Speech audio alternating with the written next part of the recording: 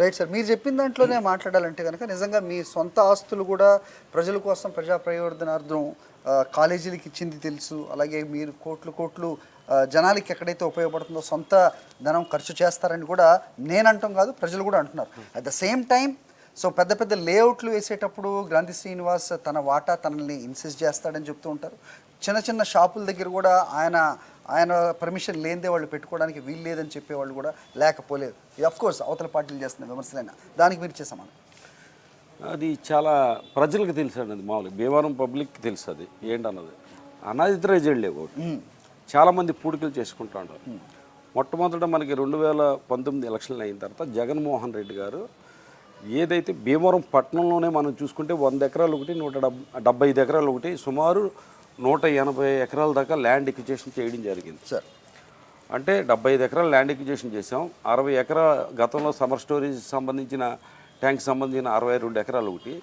అది కాకుండా విశాఖడేరు అంటే ఉండి నియోజకవర్గంలో ఏదైతే ల్యాండ్ సేకరించారో అక్కడ ప్రజల కోసం ఇక్కడ భూమి దొరక్క అక్కడ ఒక 40-45 ఎకరాలు మన భీమవరం నియోజకవర్గ ప్రజలకి కలెక్టర్ గారు కేటాయించారు.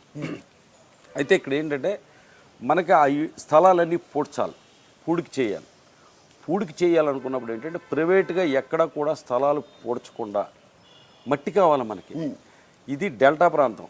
మట్టి అనేది దొరకాలంటే కనుక మనకి ఏప్రిల్లో కోతలు అయిన తర్వాత మే నెలలోనూ జూన్ నెలలోనూ వర్షాలు పడకుండా ఉంటేనే మట్టి దొరుకుతుంది. మిగిలిన టైంలో ఏంటంటే చేపల చెరువులు ఏమన్నా తవ్వుతున్నప్పుడు దాంట్లో ఆ మట్టికి సంబంధించి దొరుకుతుంది. ఇది ప్రైవేట్ స్థలాలు పూడికలు అవన్నీ కూడా జరిగి ఇవన్నీ కూడా ఎలాగంటే నాన్ లేఅవుట్లు అయ్యి లేఅవుట్ వేసి పూడ్చుకున్నది కాదు.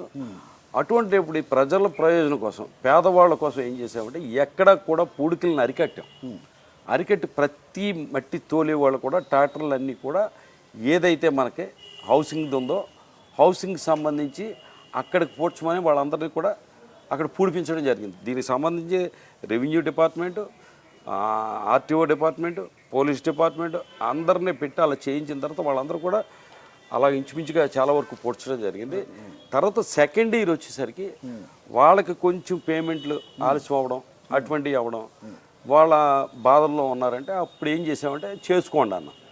మీరు ఏదైనా సరే 5 సెంట్లు 10 సెంట్లు పూడ్చుకుని వాళ్ళు ఏం చేస్తారంటే వెంటనే పేమెంట్ ఇచ్చేస్తారు. మన గవర్నమెంట్కి పూడ్చిన దాంట్లో పేమెంట్లు లేట్ అయితే కనుక వాళ్ళ అప్పులు పాలైపోయి మనల్ని తిట్టుకునే పరిస్థితి అవుతుందంటే వాళ్ళ మీద జాలితో సరే అయితే చేసుకోండి అంటే రెగ్యులర్గా ఎప్పుడు జరుగుతుంది ఎలాగో దాన్ని ఆపాం. దేనికోసం పేద ప్రజలకు ఇల్లు కట్టివ్వడం కోసం పూడి కోసం ఆపాం. తర్వాత ఎప్పుడైతే వీళ్ళు సఫర్ అవుతున్నారో అప్పుడు ఏంటంటే చేసుకోండి అన్నాం.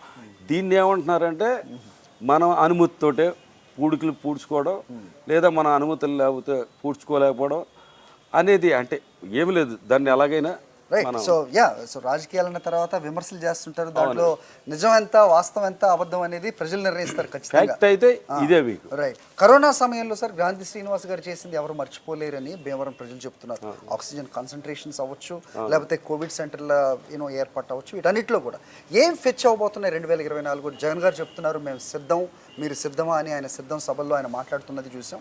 సో పని మీకు ఇంటి కుటుంబానికి మీకు మేలు జరిగితేనే ఓటేయండి అని బలంగా ఆయన చెప్తున్నారు. సో అదే కాన్ఫిడెన్స్ గ్రాంథి శ్రీనివాస్ గారికి ఉందా అంటే ఏం చెప్తారు? Yes correct. ఎందుకంటే మీకు రెస్పాన్సిబిలిటీ ఒక ఎమ్మెల్యే అంటే ఒక 2,50,000 ఓటర్స్కి లేదంటే 3,50,000 మంది ప్రజలకి ప్రతినిధిగా మనం ఉన్నాం. రెస్పాన్సిబిలిటీ ఎవరిదంటే ఇక్కడ ప్రజలకు సంబంధించి నియోజకవర్గ అభివృద్ధి విషయంలో కానీ దేంట్లో కానీ ఏదైనా మన యొక్క వైఫల్యం ఉంటే కనుక ఆ వైఫల్యానికి బాధ్యత మనమే వహించాలి. ఇదే మీరు అన్నారు ఇందాక కాలేజీకి సైట్ ఇచ్చారు లేదా హాస్పిటల్కి సైట్ ఇచ్చారంటే ఓన్లీ రెస్పాన్సిబిలిటీ. నేను ఏదో దాన కరుణుడిని అని చెప్పండి, నేను రెస్పాన్సిబిలిటీ. ఎందుకంటే కాలేజీ జూనియర్ కాలేజీ ఒక కోర్టు వివాదంలో ఉండి స్థలం ఆ కాలేజీని ఖాళీ చేయవలసి వచ్చినప్పుడు ఆ కాలేజీని వేరే చోటకి వెళ్ళిపోయే పరిస్థితి ఉన్నప్పుడు కాలేజీని నిలుపుని ప్రజలకే రెస్పాన్సిబిలిటీ బాధ్యత నేను వహించాలి, కాలేజీని నిలపాలి. భీమవరంలో స్థలం అంటే హైదరాబాద్కి ఏమాత్రం తీసిపోదని చాలా కాలం నుంచి చెప్తుంటారు. 4 ఎకరాలు రాసి చేశారంటే గ్రాంథి శ్రీనివాస్ గారి దగ్గర హాస్పిటల్ది వేరండి, కాలేజీది వచ్చేసరికి 35 సెంట్లు ఇచ్చాం. ఇచ్చిన తర్వాత నేను ఒక విమర్శని తట్టుకోలేం కాబట్టి రేపు పొద్దున్న ప్రతిపక్షాలకి కాలేజీని నిలపలేకపోయాడు ఇటు చేతగాని వాడు అని అనిపించుకోవడం నాకు ఇష్టం లేదు.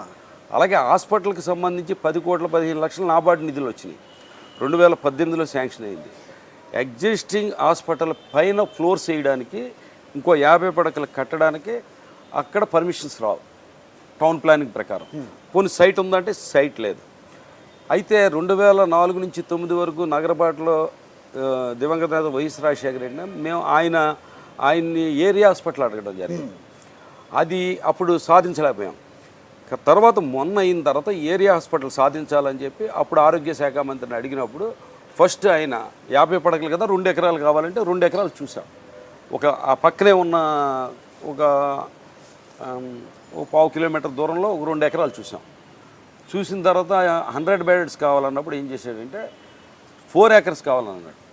గవర్నమెంట్ రూల్ ప్రకారం 4 acres కావాలంటే కనుక అప్పుడు 4 acres మేము ఇచ్చి అప్పుడే ఎవరో ఒక 18 acres కొంటే దాంట్లో 4 acres వాళ్ళు కొనగారు. ఇది మనం తీసుకుని ప్రభుత్వానికి ఇచ్చి ఏదైతే సిహెచ్సి హాస్పిటల్ని మనం ప్రయత్నం చేసి దాన్ని ఏరియా హాస్పిటల్ డిజైన్ వేరుగా ఉంటుంది, సిహెచ్సి హాస్పిటల్ డిజైన్ వేరుగా ఉంటుంది.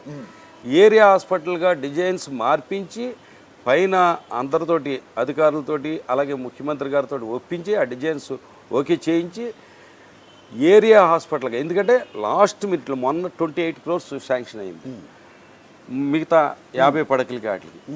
సీఎం గారు కూడా అన్నారు, సీనన్న మనకి ఒక 10-12-15 కిలోమీటర్లో మెడికల్ కాలేజీ వస్తున్నప్పుడు ఇంకా మనకి ఇక్కడ ఏరియా హాస్పిటల్ ఎందుకు అన్నారు. లేదన్నా నాకు కావాల్సింది ఇది. అప్పుడు 2004లో నాన్నగారిని 9 మధ్యలో అడిగాను.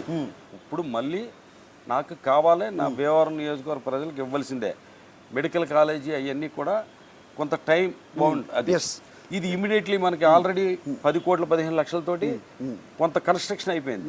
ఇంకొక మీరు 28 కోట్లు ఇస్తే కనుక మిగతా 50 పడకలకు సంబంధించి పూర్తి ఎక్విప్మెంట్ తోటి హాస్పిటల్ రెడీ అవుతుంది.